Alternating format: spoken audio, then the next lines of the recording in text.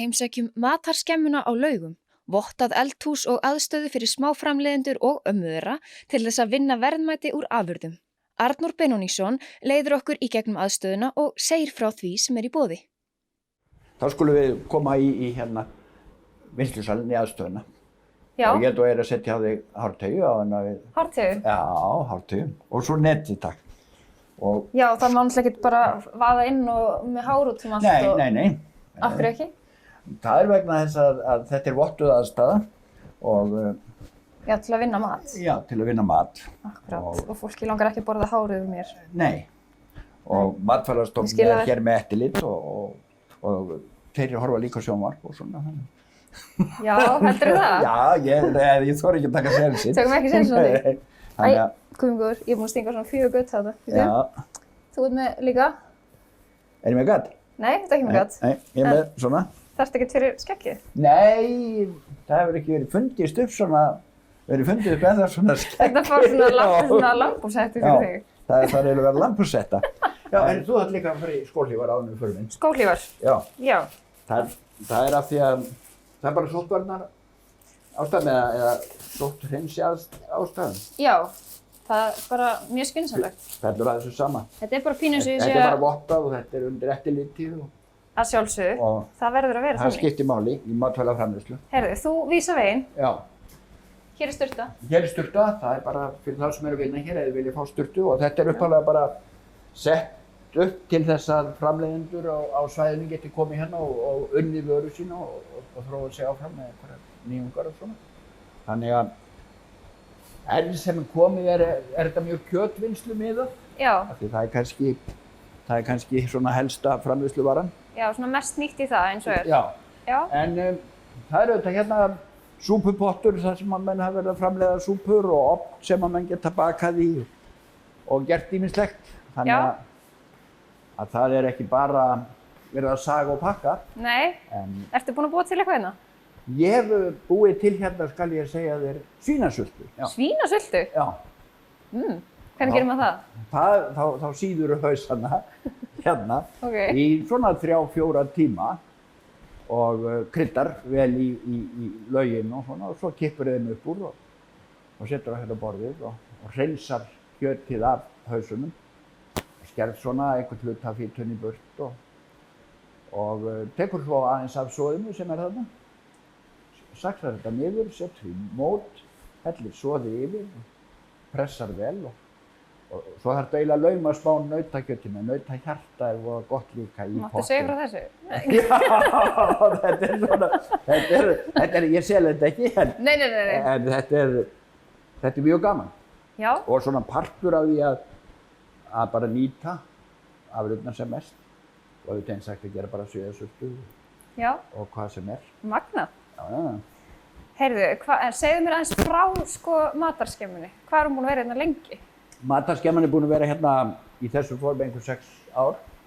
Þetta var verkstæði rafvirkja áður en við keyptum þetta. Þannig að við breyttum þessu og klæddum og unnum þetta mjög náið með Matís. Þannig að þetta myndi uppfylla öll skilyrði til matvælaframleiðslu. Heyrðu, segðu mér aðeins meira frá þessu. Já. Hvernig er aðstæðan? Þið eru með alls konar kæla, sé ég? Já, þetta er bara svona hefðbundin kælir sem hún getur keyrt inn á rekkum eða í bökkum eða einhverju. Og þetta er bara lítill fristir hér af því að við geymum ekki framleiðsluna fyrir fólk. Nei. Heldur það þarf sjálft að fara með hana heim og svoleiðis. En hér getur það afþýtt og látið meyrna og svona. Já. Nautakjöt til dæmis þarf alltaf að meyrna minnst kosti 28 daga. Annars verður það ekki hægt. Er það rétt? Já, allt sem sumir framleiðendur hér eru að framleiða meyrnar í minnstu kosti 28 daga. Já, einmitt.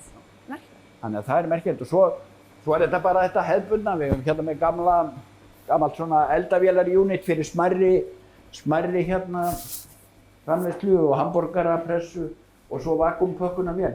Þannig að þetta er svona hefðbundin framleiðsla. Já, þannig að maður ætti í rauninni að hafa allt til alls. Já, það er tilgangur. Þú getur komið hérna inn bara með hráefnið og gert það sem þið langar til úr því. Það er hugsunin á bakvið matarskemmunar. Að við eigum stað sem vottaður og þú getur, ef þú hlýðir ákveðnum umgengnisreglum, komið inn á hann og framleitt þína vöru og auki þannig verðmæti vörunnar. Af því að við búum á harðbýlusvæði og erum ekki með mikið undirlendi nema hrakir hrauni, þannig að við þurfum að leggja okkur fram að auka gæði og þar af leiðandi verðmæti vörunnar sem við erum að framleiða. Og hugsunin með þróunina á þessu síðan að stækka við þetta, eða stækka þetta heitir það, við stækkum ekki við byggjum við,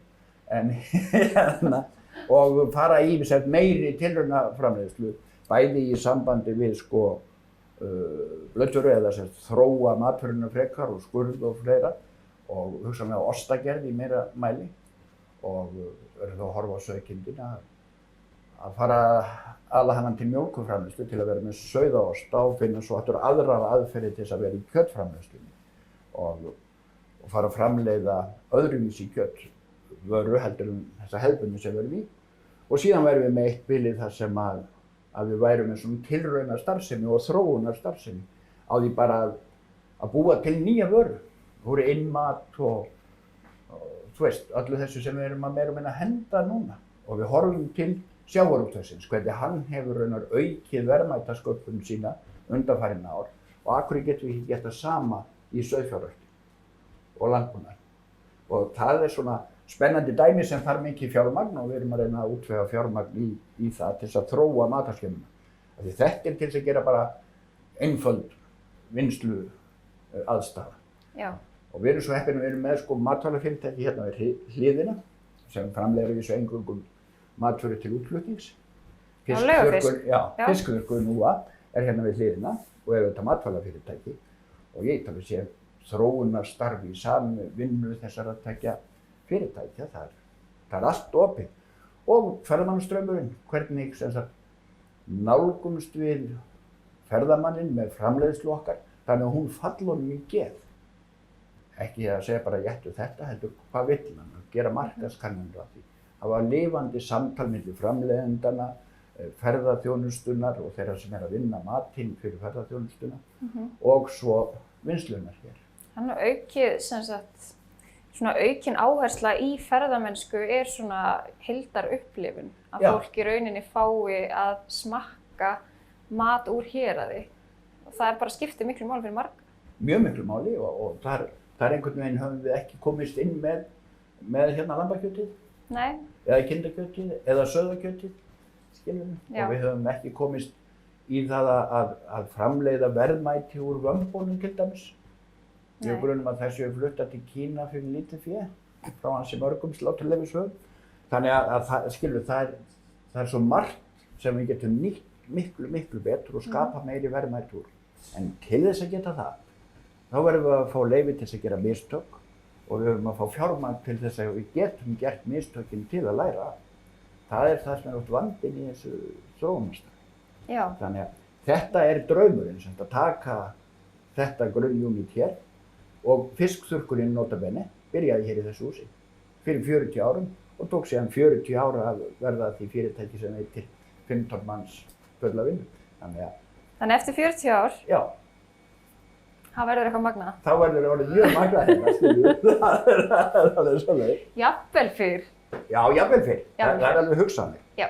Og ég get alveg séð fyrir mér svona 5 til 10 ár að þá getum við verið búin að taka eitthvað af þessum skrefum. En þróunarvinna sjálf og tilraunamennska, hún þarf auðvitað, menn þurfa alltaf sér langan tíma í það. Og eins og ég var að tala mistökin, menn verða að kyngja því að við þurfum að gera mistök til að geta skapað. Annars gerist ekki neitt. Ef við ekki gera mistök. Nei, segðu. Það mjög mikilvægt að mega það. Já.